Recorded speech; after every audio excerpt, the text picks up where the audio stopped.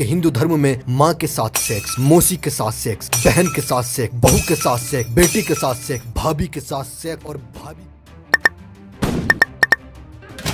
दोस्तों, दुनिया के 4000 से ज्यादा धर्मों में केवल हिंदू धर्म ही एक ऐसा धर्म है जहां खुल्लम खुल्ला लिंग यानी पेनिस की पूजा होती है। और केवल लिंग ही नहीं बल्कि सरेआम लड़कियों के प्राइवेट पार्ट यानी योनि की भी पूजा होती है। इसीलिए इस धर्म को सेक्सिस्ट धर्म भी कहा जाता है। आज हम आपको किताबें खोल खोल कर ये दिखाने वाले हैं कि हिंदू धर्म में माँ के साथ सेक्स, मौसी के साथ सेक्स, बहन के साथ सेक्स, बहू के साथ सेक्स, बेटी के साथ सेक्स, भाभी के साथ सेक्स और भाभी की बेटी और भाई की बेटी यानी भतीजी के साथ सेक्स करने के कैसे कैसे घटिया नियम हैं। तो आइए शुरू करते हैं दोस्तों ये जो आपकी स्क्रीन पर किताब है ये बहुत बड़े मशहूर इतिहासकार ओम प्रकाश प्रसाद जी की किताब है, जिस किताब का नाम है कलयुग में इतिहास की तलाश। वो कलयुग के इतिहास की तलाश कर रहे हैं और कलयुग की कारस्तानियां इस किताब में समेट कर ला रहे हैं। तो आइए देखते हैं उन्होंने कलयुग में इस बारे में क्या लिखा है। दोस्तों, ओम प्रकाश प्रसाद जी कलयुग के बारे में क्या लिखते हैं जरा ध्यान दीजिएगा, ध्यान से देखिए। पेज नंबर 104 है,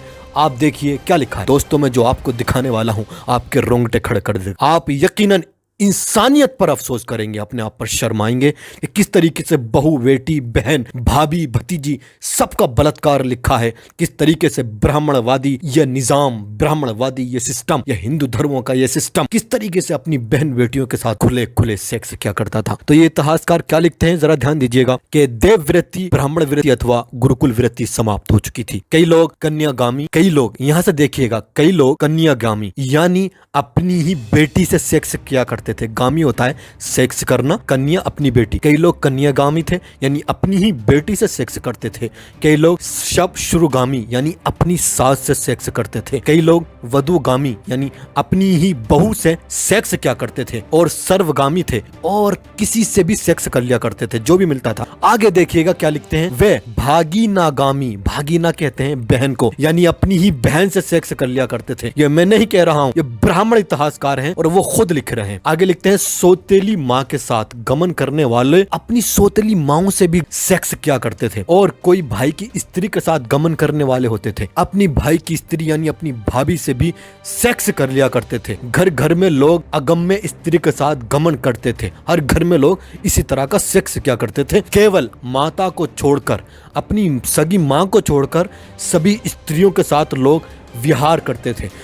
बाकी सभी स्त्रियों के साथ जहां मिलती थी कोई भी स्त्री उसके साथ सेक्स करते थे, चाहे वो माँ हो, माँ के अलावा चाहे वो बेटी हो, बहन हो और अपनी भाभी हो, भतीजी हो, सबके साथ सेक्स क्या करते थे। पत्नियों और पतियों का निर्णय मुश्किल था, यानी ये पता लगाना बहुत ज्यादा मुश्किल हो गया था कि कौन सी पत्नी का कौन सा पति है, कौन सा पति किस पत्नी का पति है। सब मिक्स निजाम था, सेक्स फ्री वर्ल्ड। ये था ब्राह्मणवादी निजाम का सिस्टम कलयुग में। अब मैं आगे दिखाता हूं, जो मैं कुछ लाइन छोड़कर दिखाता हूं, इस पर ध्यान दीजिएगा जहां मैं आपको दिखा रहा हूं। इस पर सभी लोग शूद्रों का अन्न खाते और शूद्र की स्त्रियों के साथ रमण करते थे।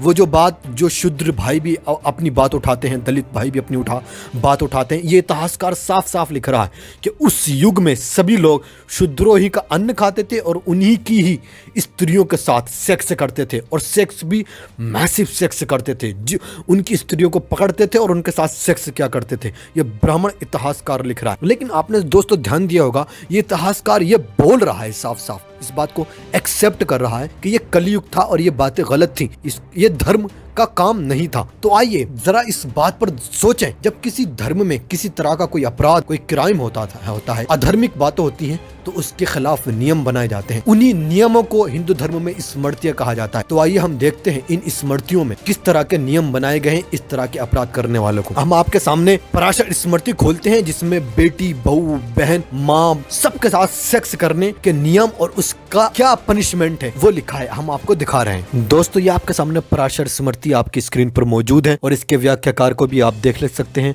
श्री गुरुजी इसके व्याख्याकार है, संपादक भी आपके इसके सामने, हमने इसको हाईलाइट किया हुआ है। दोस्तों जरा ध्यान दीजिएगा, हमने बड़ी मेहनत से रिसर्च करके सब कुछ आपके सामने पेश किया है। वाराणसी में ये छपी थी किताब। अब हम इसके 10वें भाग पर चलते हैं दोस्तों। 10वें भाग पर, पराशर स्मृति के 10वें भाग पर हम आपको ले चलते हैं और आपको ये दिखाते हैं कि क्या क्या वहां पर लिखा हुआ है।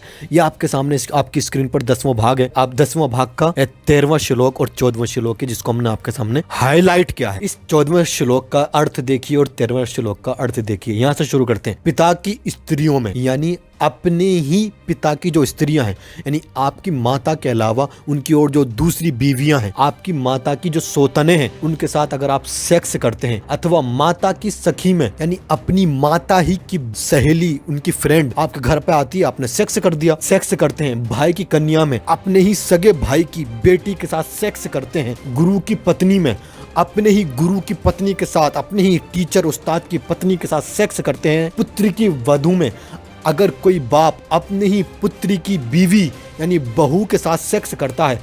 भाई की स्त्री में, अपने ही भाई की बीवी यानी अपनी भाभी के साथ अगर कोई सेक्स करता है, मामी के साथ सेक्स करता है, सगोत स्त्री में सेक्स करता है, तो उसको सिर्फ एक काम करना है। क्या करना है? प्रायश्चित व्रत करे। प्रायश्चित व्रत करेगा और तमाम के तमाम पाप, तमाम के तमाम गुनाह उसके चुटकियों में धुल जाएंगे। अपनी बहन के साथ सेक्स करो, अपनी माता के साथ सेक्स करो, माता की सहेलियों के साथ सेक्स करो, अपने भाभी के साथ सेक्स करो, अपनी भतीजी के साथ सेक्स करो, मौसी के साथ सेक्स करो, अपने टीचर की पत्नी के साथ सेक्स करो, उनकी बेटी के साथ सेक्स करो। इन सब का पाप धुल जाएगा। सिर्फ केवल और केवल आपको एक व्रत रखना है और उस व्रत का नाम है प्राजापत्य व्रत। प्राजापत्य व्रत रखिए और किसी के साथ भी सेक्स कर लीजिए, सारे दुनिया का निजाम खराब कर दीजिए।